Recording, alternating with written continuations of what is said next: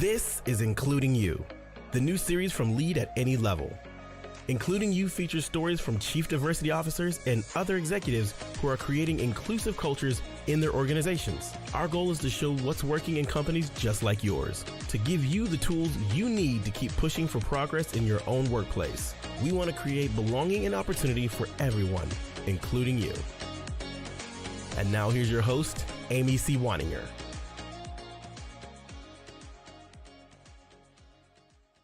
Hi, welcome back to Including You. I'm your host, Amy C. Waninger, the Inclusion Catalyst.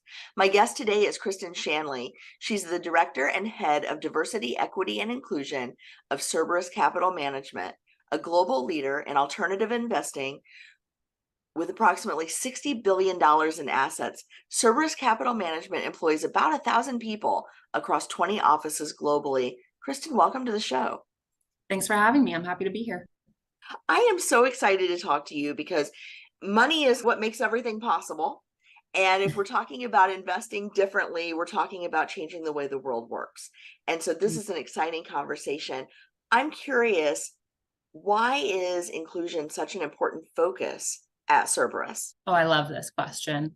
So let me start this answer with, I've been at the firm for approximately 6 years now, and my role, it is already a little rare that a firm in our industry even has a head of diversity, equity, and inclusion, a dedicated team and resources towards those programs and policies. So already I think we're a little differentiated in that, but my role was designed and created as an example of the firm's commitment to creating a culture of diversity, inclusivity, and a sense of belonging for our employees.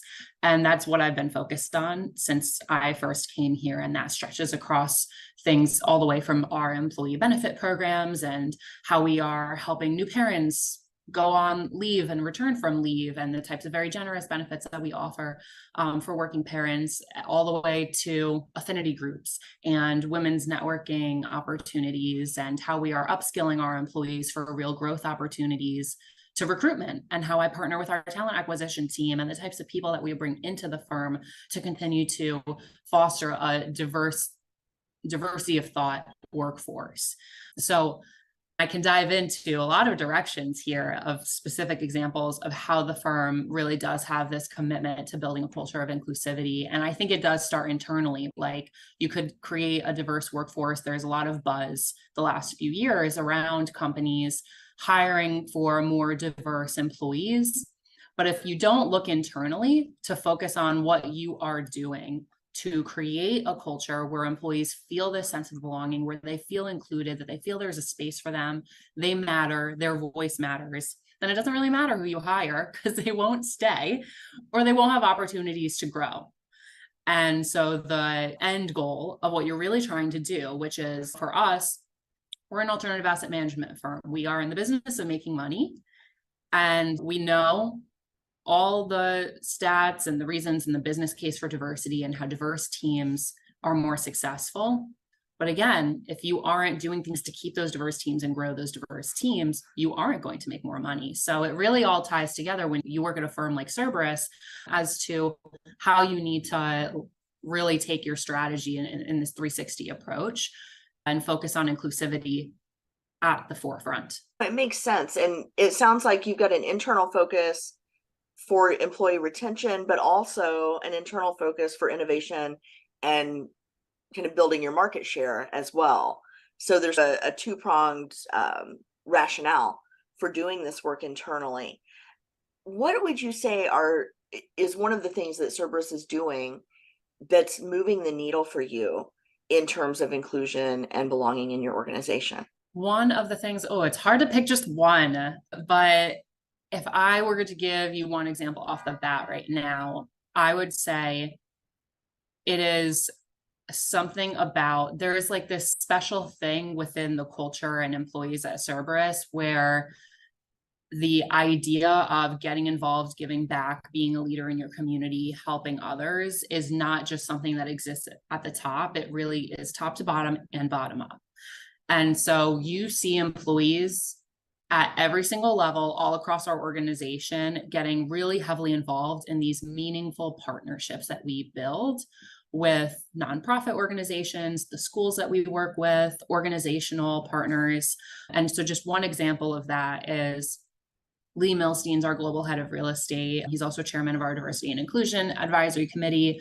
And he, a few years ago, started to be more like very vocal with his team, our global real estate team, about the commitment that he feels is necessary for employees to give back, to create a culture of diversity and inclusion. One of the things that he led in all the way back in 2019 now it was a fundraiser for the United Negro College Fund. In just 1 month, that team, our real estate team, raised $250,000 for the United Negro College Fund that was donated for scholarship money. And then he treated it like a water bucket challenge, if you remember those from years and years ago, where he reached out within his personal network to other real estate firms and said, here's what we did. Would love to inspire you to do the same, giving to whether it's UNCF or another organization of your choice that you may already be working with, but it should be an organization that is also focused on education, higher education for diverse communities. And over another $1 million was donated among other firms to organizations for that purpose. And all of that happened in less than a few months' time. So it's just, I love that example because it goes to show when people at Cerberus really put their minds behind something and are committed and care, just how quickly you can see some amazing things happen. That is so cool. And so you guys have partnered just beyond the donations, you partner with a lot of HBCUs as well, correct?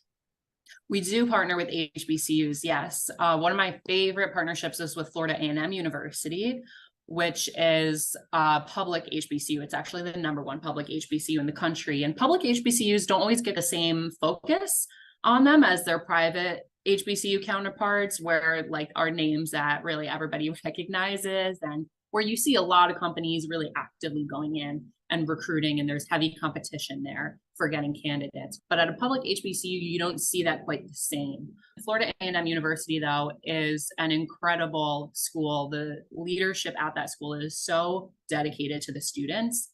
When I first went on campus to Florida A&M, I was blown away by the students. Everywhere you go on campus, students are dressed in business attire. They're walking up to you. They're immediately confidently introducing themselves, what their major is, what they're interested in, asking you questions, looking to network. They're so well prepared, bred, really smart. And we have just in 2 weeks, my team is going back down with our talent acquisition team there for a fall recruitment for summer 2024 internships, because we're already thinking about that. So very excited to continue growing our partnership with Florida A&M. That's incredible. Now, you've done a lot of work. You've got a lot of these partnerships out in the communities that you serve. What are you seeing as the result of that? Are you seeing your talent demographic shift? Are you seeing more innovation, and are you seeing more retention? Yeah, I would say we see more engagement for sure from our employees, because transparency is really important to us. So we are really actively always communicating about the partnerships we have, how we're working with them, what we're doing, the gaps that we're looking to fill for that organization, which in and of itself is a differentiator for us. We really come to the table with every single partnership we build, asking them, what do you need that you're not getting elsewhere? We don't ask for the standard sponsorship. We don't give money and then check back in a year and say, okay, cool, that was great. Can you put us in the annual report or something like that? We really have a true partnership, regular calls with all of the leads at the organizations and the schools that we work with, and are in the classroom with students, are sponsoring this program that needs funding to help upskill students for more competitive internships and jobs.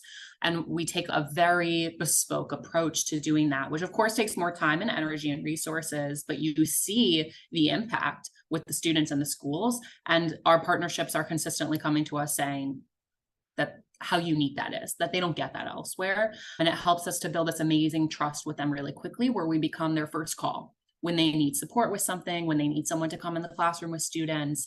And our employees have seen that over the years, and they've had the opportunities then to get really involved, to go on campus and do a guest lecture series, to run a case study competition with students and be on the panel of judges and decide who gets the scholarships at the end, to do career panels and host students even in our office and show them around and show them what a real office looks like, and talk to them about what things they need to be prepared for as they look to decide what first job they want out of college.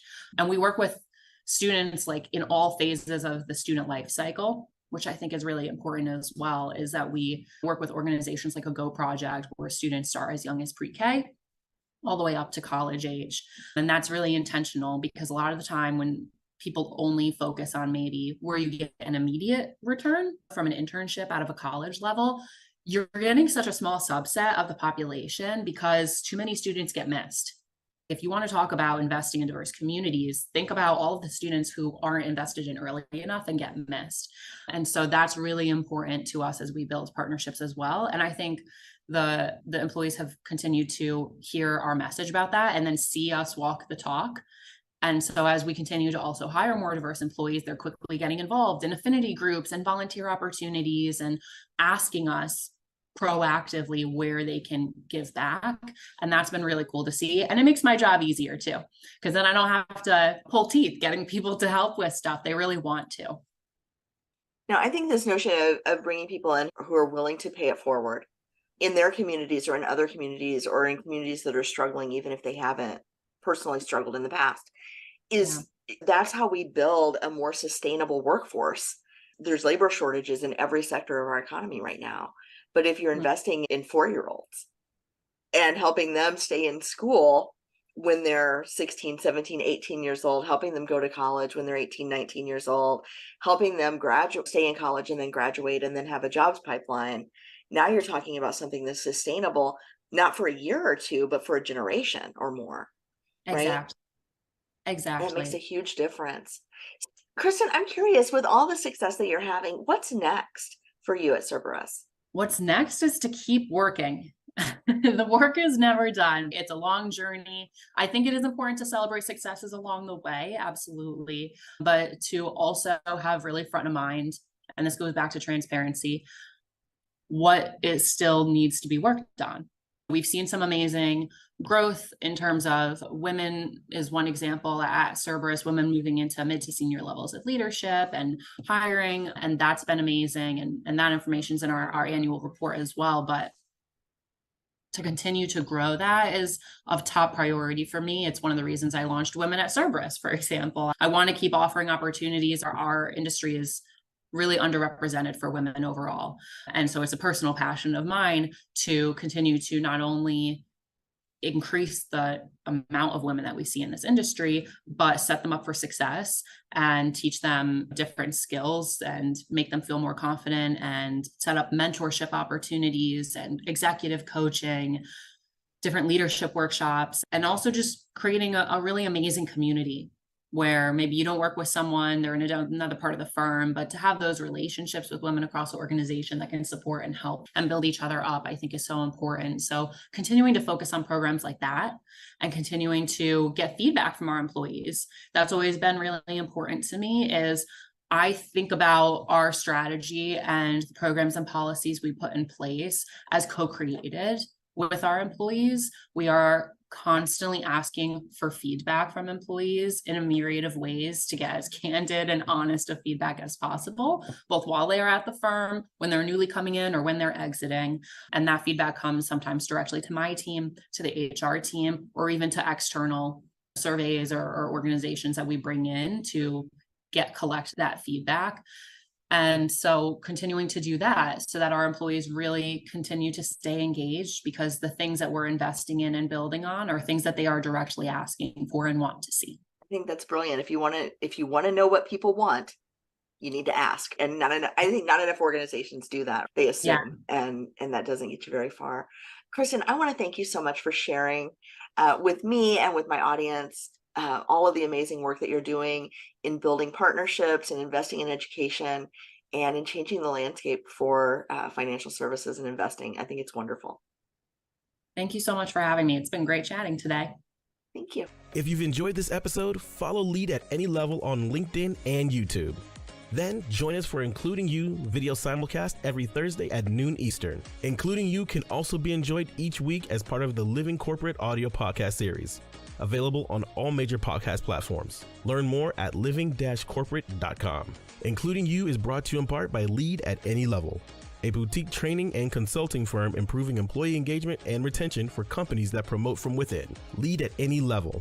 Leaders can be anywhere and should be everywhere. Learn more at leadatanylevel.com.